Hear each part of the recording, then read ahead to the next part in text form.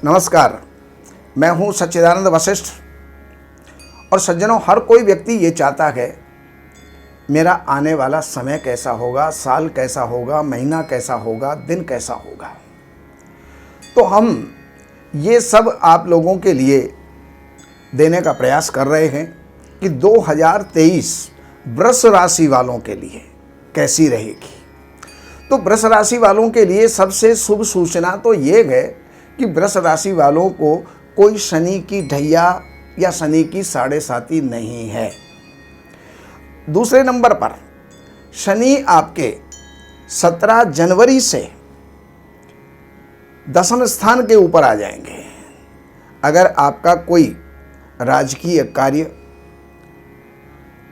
कोई शेष है, पेंडिंग है, वो कार्य आपका पूरा हो सकता है। राजनीति में आप सफल हो सकते हैं, या कोई आपका जो है प्रमोशन ड्यू है तो वो प्रमोशन हो सकता है, या नौकरी भी आपकी लग सकती है।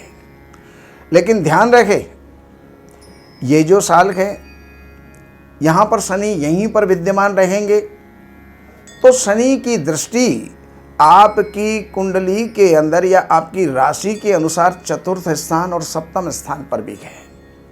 और चतुर्थ स्थान माता का है, भूमि का है, भवन का है, वाहन का है।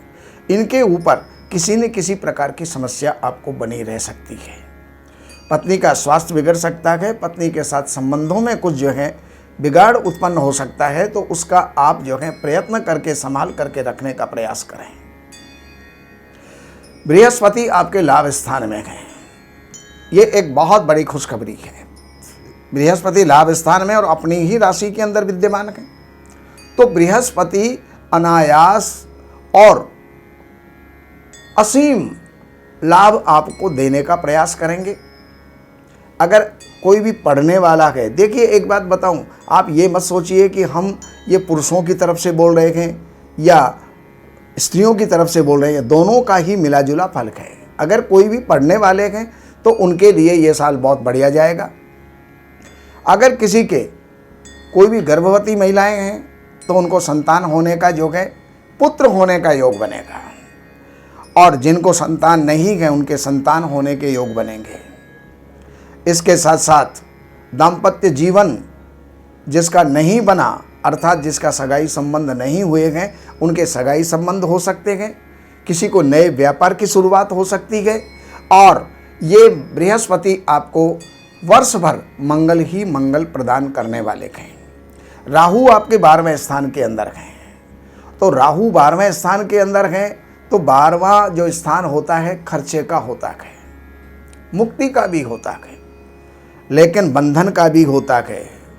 इसलिए राहु से जब थोड़ा सा बच करके चलें। राहु का कुछ दान, राहु के कुछ मंत्र जाप ये आप करते रहें, और जिससे कि राहु का दुष्प्रभाव आपको प्राप्त ना हो। ये राहु यहाँ पर बैठ करके संपत्ति विवाद भी पैदा कर सकता है, माता के स्वास्थ्य को प्रभावित कर सकता है, और स्वयं को भी कहीं ना कहीं आकस्मिक चोट प्रदान कर सकता है। तो उसके प्रति आपको जागरूक रहना है। बाकी अब मैं आपको मासिक फल की तरफ ले जाता हूँ। जनवरी का महीना आपके लिए यात्राओं का रहेगा, और ये यात्राएं आपके लिए सुखद होंगी, लाभकारी होंगी।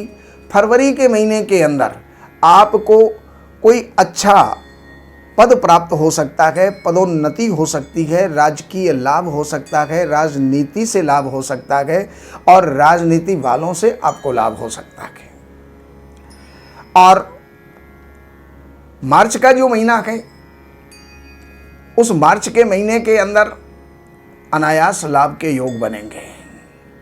लेकिन पढ़ाई वालों के लिए थोड़ा सा आलस्य और प्रमाद उत्पन्न करने वाला होगा, तो इसमें आपको जागरूक रहना होगा। आलस्य को त्यागें, प्रमाद को त्यागें, तो और आगे जो है आप सफल हो सकते हैं।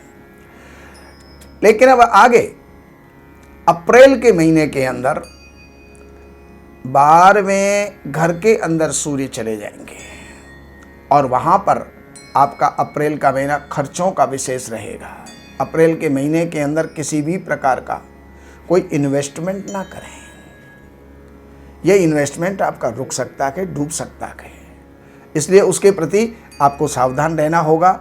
लेकिन मई के महीने के अंदर मई के महीने के अंदर आपके स्वाभिमान की वृद्धि होगी, इज्जत की वृद्धि होगी और आपको सम्मान की प्राप्ति होगी। अच्छा प्रभाव आपका बढ़ेगा, समाज के अंदर आपका अच्छा प्रभाव रहेगा।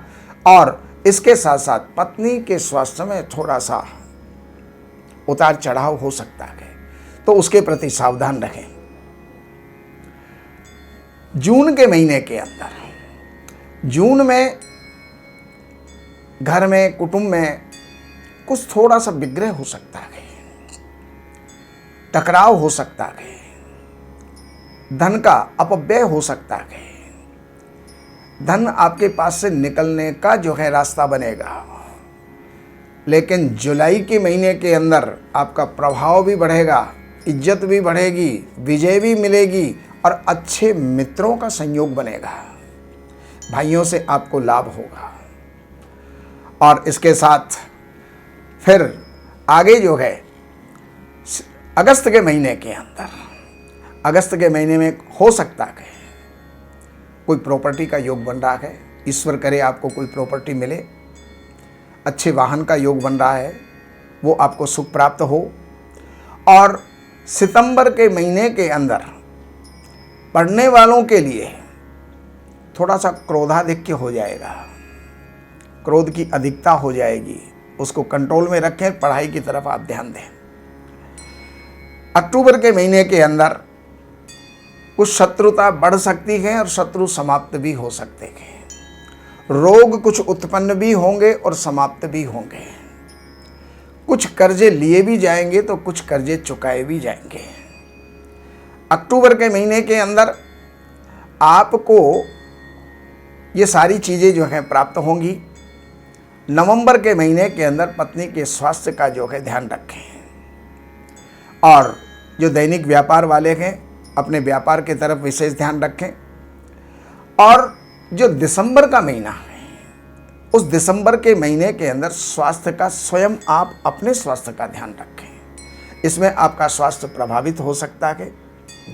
कुछ गुदा आदि पर कुछ कष्ट या रोग या कोई छोटी मोटी सर्जरी, इस प्रकार के योग आपके बन सकते हैं। लेकिन ध्यान रहे, ये जो भी राशि फल दिया जा रहा है जन्म की राशि के आधार पर है।